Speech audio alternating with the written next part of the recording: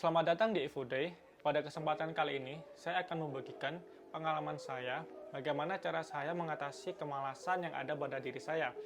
Pertama-tama kita samakan dulu persepsi atau pandangan kita terhadap kata malas. Menurut saya, kata malas itu tidak selalu bertentangan dengan kata produktivitas.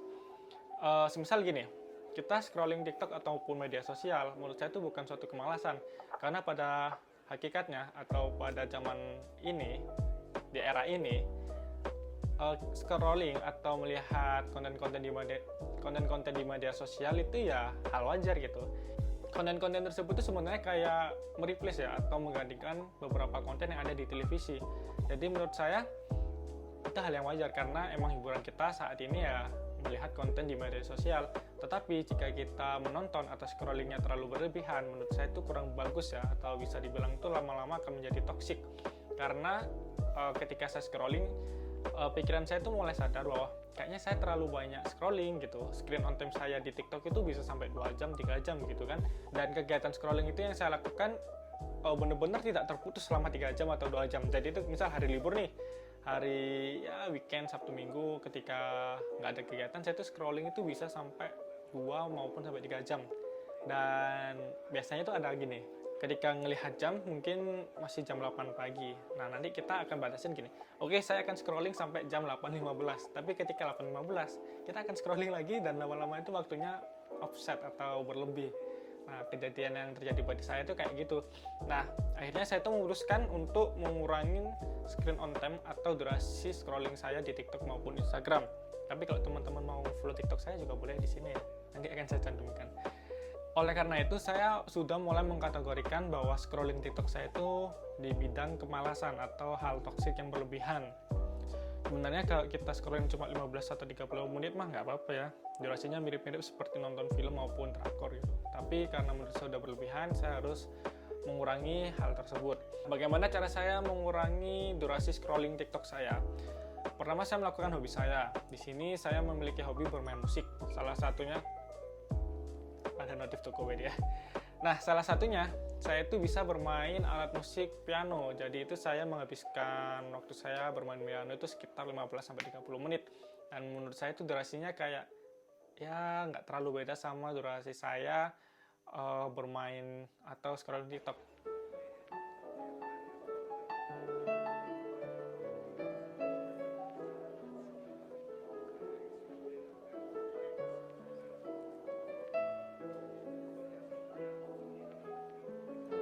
Tetapi kalau teman-teman pernah mendengar kata dopamin, di sini itu dopamin yang dihasilkan oleh saya bermain piano sama scrolling TikTok itu berbeda karena ketika saya bermain piano saya harus melakukan effort dulu, dan ketika musik atau lagunya udah saya kuasain itu baru saya mendapatkan dopamin saya, dan itu menurut saya lebih memuaskan daripada saya itu dopamin yang saya dapatkan dari scrolling TikTok.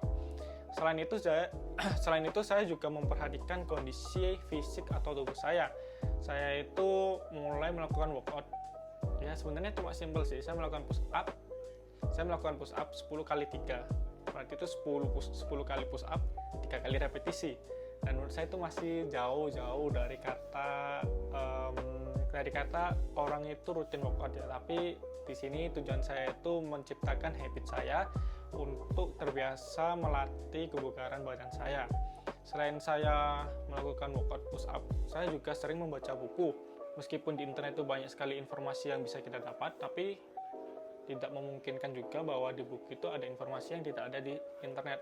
Dan menurut saya, dengan membaca buku itu bisa mengistirahatkan mata kita dari menatap layar smartphone itu terlalu lama.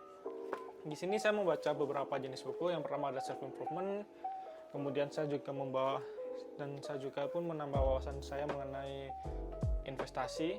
Meskipun saya nggak terjun langsung ya, tapi menurut saya ilmunya bermanfaat. Dan saya juga tetap melatih otak saya biar terbiasa untuk berhitung maupun berpikir menemukan logika dari suatu permasalahan. Saya membeli buku ini, buku Pocketbook Psikotes. Mungkin kalau teman-teman tertarik bisa saya bahas juga mengenai buku-buku yang saya baca. Silahkan komen aja di kolom komentar. Selain 3 hal tersebut, saya juga melakukan beberapa kegiatan ringan karena scrolling itu bisa membuat saya malas dalam membersihkan kamar tidur.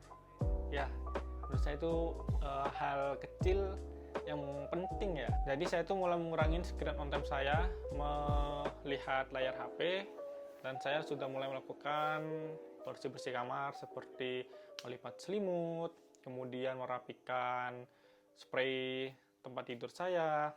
Tapi saya nggak menyapu karena ya itu hal yang beda ya. Tapi tetap menurut saya harus dibiasakan untuk membersihkan kamar.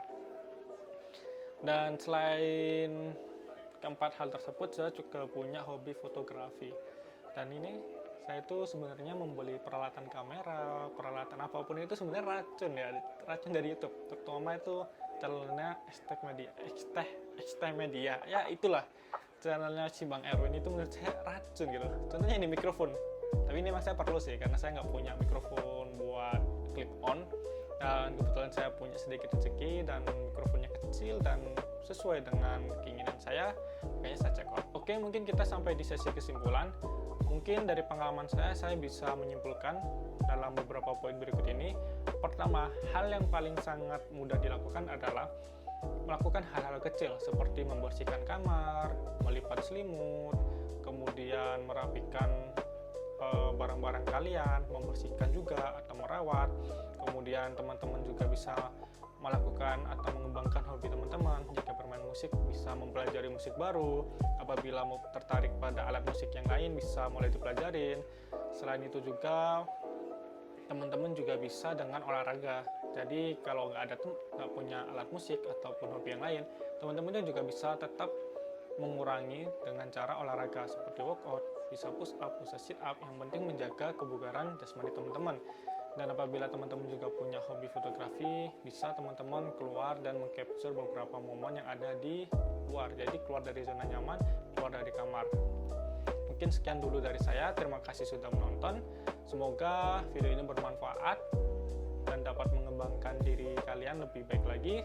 Sampai jumpa di video selanjutnya.